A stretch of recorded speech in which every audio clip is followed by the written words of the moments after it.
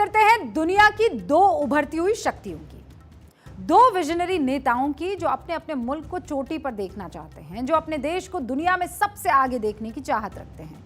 और इस मुकाम को हासिल करने के लिए दोनों ही नेता दिन रात कड़ी मेहनत कर रहे हैं। हर वो फैसला ले रहे हैं जिनसे उनके देश का सम्मान बढ़े, उनका देश तरक्की करे, फिर चाहे उन फैसलों की वजह से कितनी भी आलोचना उनको क्यों ना झेलनी पड़े। एशिया की दो सबसे तेजी से उभरती हुई अर्थव्यवस्थाओं की बात हो रही है।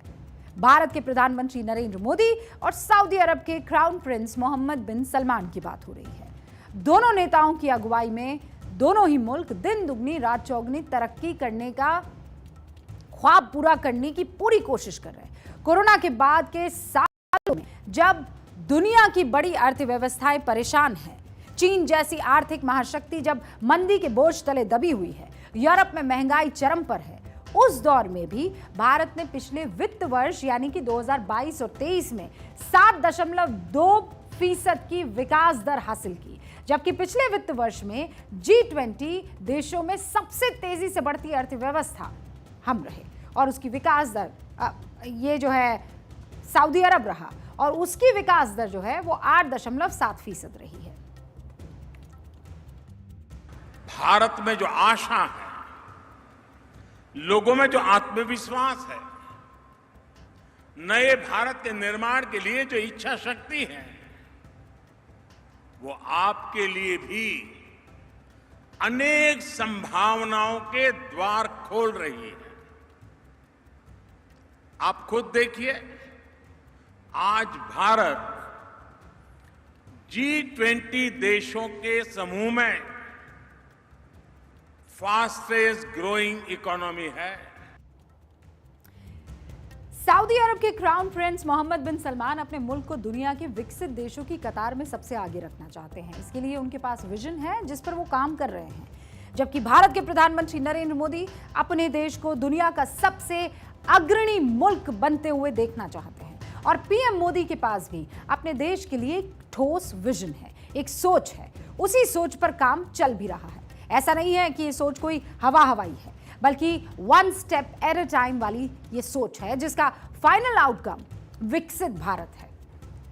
सऊदी क्राउन प्रिंस ने 2016 में सऊदी अरब के लिए विजन 2030 लॉन्च किया था। सऊदी अरब को पश्चिमी देशों की तरह बनाने का ये विजन दिया था। अगर पीएम मोदी की बात करूं तो भारत को अगले 5 सालों में तीसरी सबसे बड़ी अर्थव्यवस्था और 2047 में विकसित भारत का विजन उन्होंने रखा हुआ है। أنا أعتقد أن أوروبا الجديدة هي الشرق الأوسط.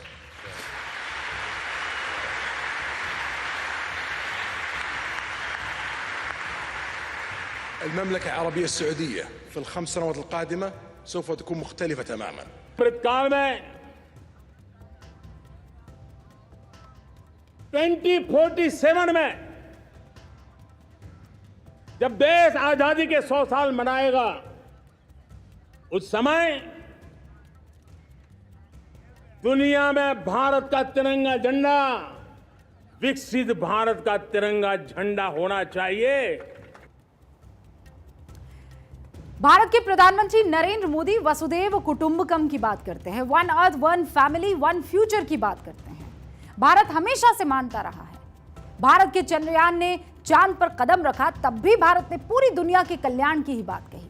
और इसी चलता हुआ विजन सऊदी अरब के क्राउन प्रिंस मोहम्मद बिन सलमान की तरफ से भी रखा गया। वो कहते हैं कि सऊदी अरब अगर तरक्की करेगा, सऊदी अरब अगर आगे बढ़ेगा, तो वो तरक्की सिर्फ एक देश तक नहीं रहेगी, बल्कि वो विजन खाड़ी के बाकी देशों तक भी पहुंचेगा।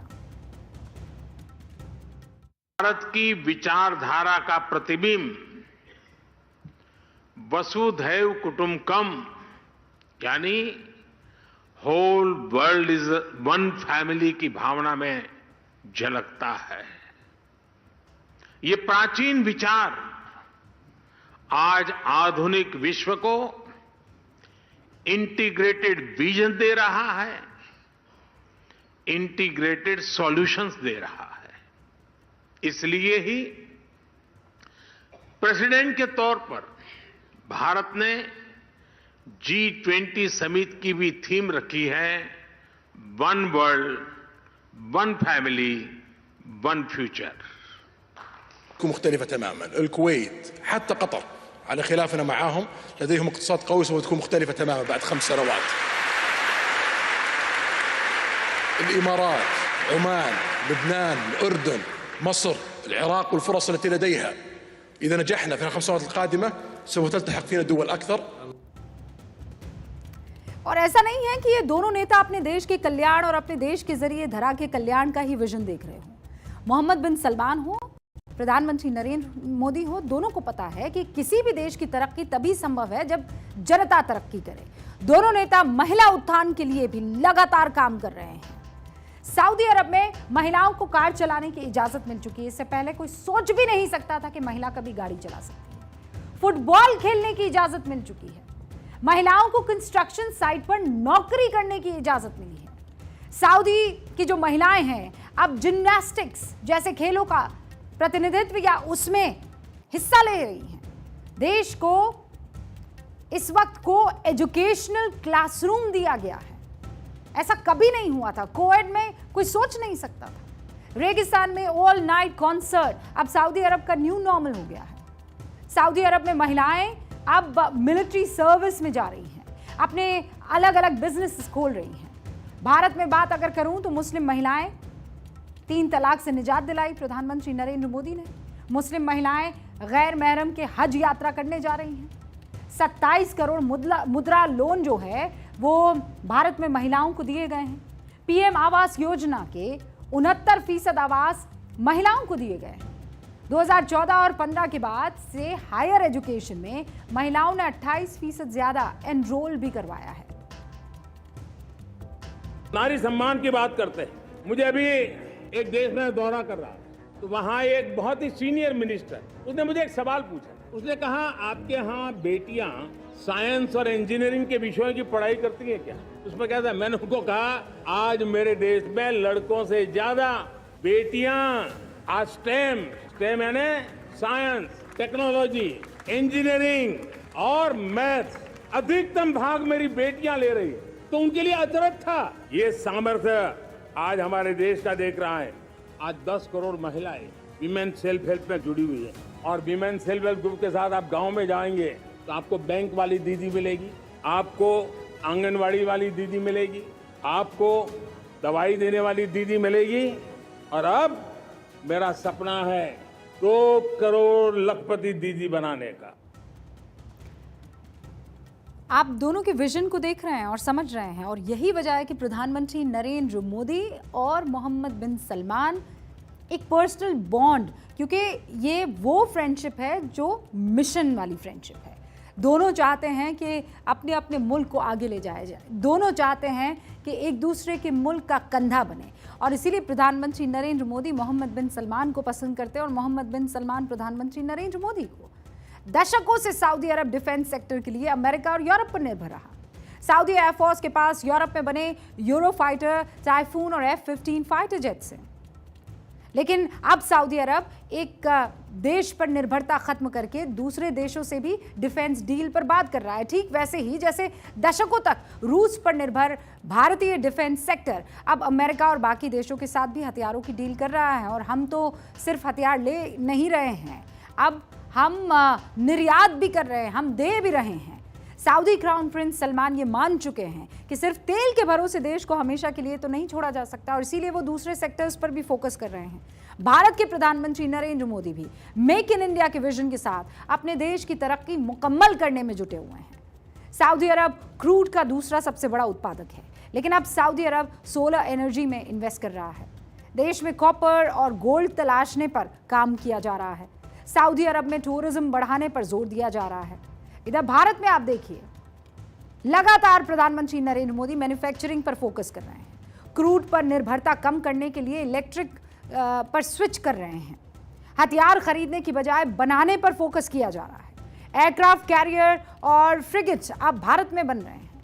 फाइटर जेट्स और मिसाइलें दुनिया को बेची जा रही हैं। मेक इन इंडिया अभियान आज 21वीं सदी के भारत की आवश्यकता भी है और ये हमें दुनिया में अपने सामर्थ्य दिखाने का भी अवसर देता है। अगर किसी देश से रॉ मटेरियल बाहर जाए और वो उसी से बने मैन्युफैक्चर गुड को इंपोर्ट करे, ये स्थिति किसी भी देश के लिए घाटे का सौदा होगा। दूसरी तरफ भारत जैसा विशाल देश सिर्फ एक बाजार बनकर रह जाए तो भारत कभी भी न प्रगति कर पाएगा, न हमारी युवा पीढ़ी को अवसर दे पाएगा। दोनों नेताओं में तमाम समानताएं हैं। दोनों ही लीग से हटकर काम करने में विश्वास रखते हैं। दोनों नेताओं को अपने कामों के लिए खूब आलोचनाएं झेलनी पड़ रही हैं। सऊदी अरब के क्राउन प्रिंस मोहम्मद बिन सलमान की आलोचना उनके देश और देश के आसपास के जो मुल्क हैं वो लगातार कर रहे हैं। सुन्नी मुसलमानों की तरफ से अक्सर ये बात कही जाती है कि मोहम्मद बिन सलमान जो है वो पुराने इस्लाम से इतर यानी मॉडर्न इस्लाम का रुख कर रहे हैं, तब्दीलियां कर रहे हैं। प्रधानमंत्री नरेंद्र मोदी भी, देश में आलोचकों की कोई कमी है और देश के बाहर भी, लेकिन दोनों की सोच एक जैसी है और तभी दोनों जब एक टेबल पर एक साथ बैठते हैं तो कई सारे समझौते होते हैं।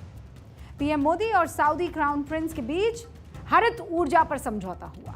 दोनों देशों के बीच डिफेंस पार्टनरशिप मजबूत करने पर समझौता हुआ। पर्यटन और संस्कृति के अलावा स्वास्थ्य सेवाओं पर भी दोनों देशों के बीच समझौता हुआ।